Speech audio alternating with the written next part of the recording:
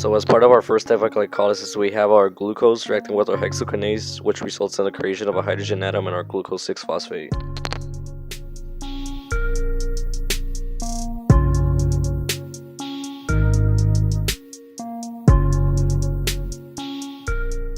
Now as part of our second step of glycolysis, we have our glucose reacting with our phosphoglucose isomers to create fructose.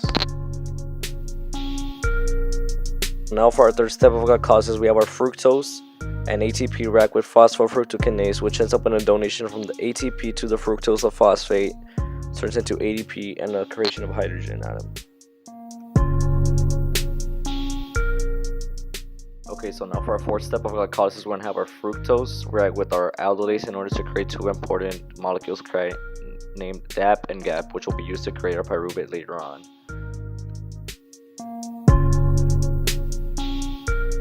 So now as part of our fifth step, we have our triphosphate isomerase, or aka TIM, react with one of our DAPs in order to create it into a GAP. And this will help us create our second pyruvate from glycolysis.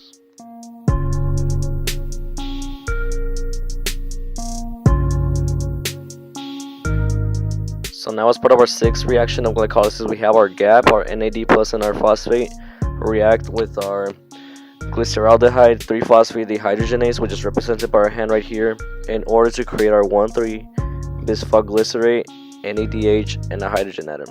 Again, this is only one of our GAPs. This doesn't represent our second GAP that was created earlier. So now as part of our seventh step, we have our 1,3-phosphoglycerate, ADP, and phosphoglycerate kinase react in order to create 3-phosphoglycerate and ATP, which resulted from the loss of a phosphate from our 1,3-bioglycerate.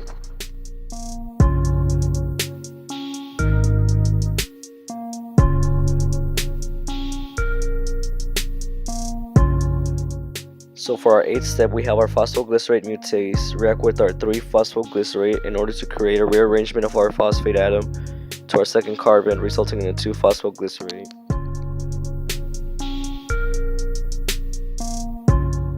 For our ninth step of the reaction, we will have our 2-phosphoglycerate react with the enzyme enolase in order to create our phosphoenolpyruvate and a molecule of H2O.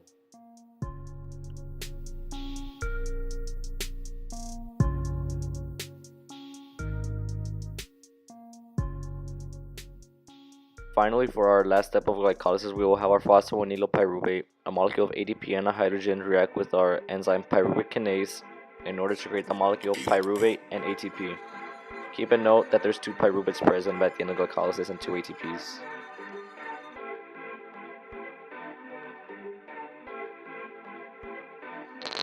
So now as part of our link reaction, we start off with our pyruvate, which is transported into the cytosol in the mitochondrial matrix. The pyruvate loses a carbon atom through a process called decarboxylation, which will form the CO2 molecule. And the C2 compound then forms an acetyl group when it loses a hydrogen atom via oxidation, and it forms an ADH and a hydrogen ion.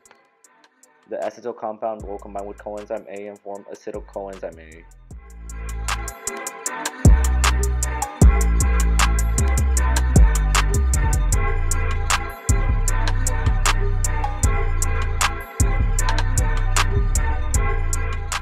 Now, as part of our first reaction of our Krebs cycle, we will have our acetyl coenzyme A react with oxaloacetic acid in order to form citrate within the enzyme of citrate synthase.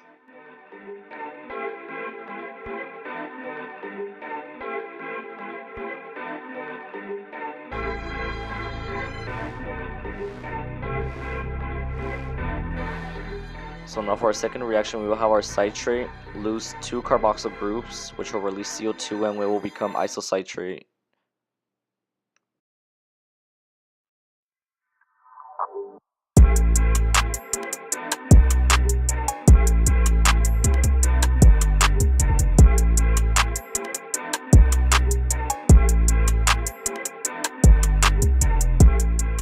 So now for our third reaction of the Krebs cycle, our isocitrate is going to become oxidized, which will in hand release a CO2 molecule. At this stage also, we will have one of our NAD pluses converted into NADH. This reaction will in hand yield us an alpha ketoglutarate.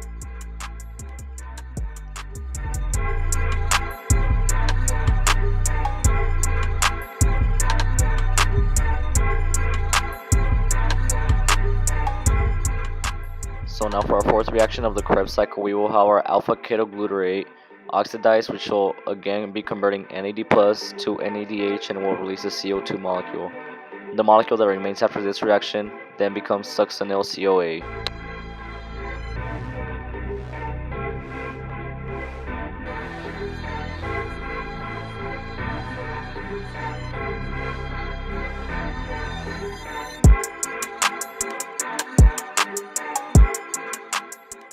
So now for our fifth reaction, we will have our succinyl coenzyme A lose its coenzyme A and pick up a phosphate group.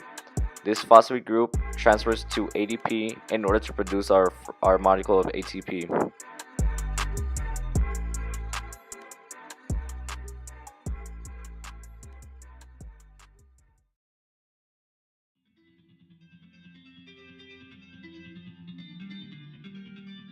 So now for our sixth reaction of the Krebs cycle, we will have our succinate become oxidized and become fumarate. The two hydrogen atoms then transfer to FAD to convert it to FADH2.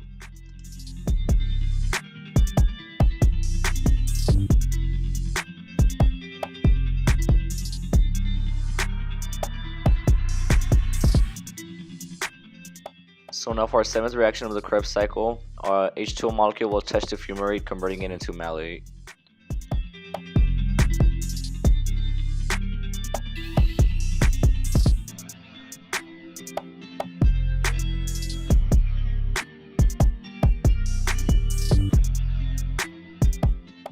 So now for our eighth and final reaction, our oxaloacetate has been reformed. One more molecule of NAD plus is then converted into NADH, and this oxaloacetate is then fed into the beginning step to continue the cycle on.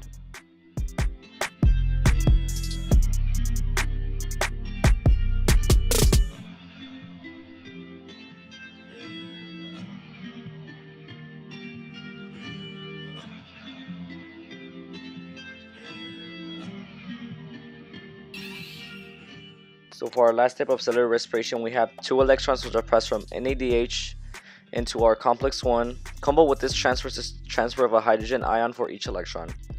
Two electrons are transferred to complex 2, which then moves it into our complex 3. Each electron is then passed from the complex 3 into our cytochrome C, which accepts the electron one at a time, and a hydrogen ion is pumped as it is transferred through. The next major step occurs on complex 4, in which half a molecule of oxygen and two hydrogens come together to form an H2O. The 4 electrons of the hydrogen ions and the oxygen are used to form a water molecule. The other 4 hydrogen ions are pumped across the membrane. The hydrogen ions then go into our ATP synthase, which create potential energy. This potential energy then is used by ATP synthase to form ATP from ADP and an organic phosphate to yield approximately 34 ATPs.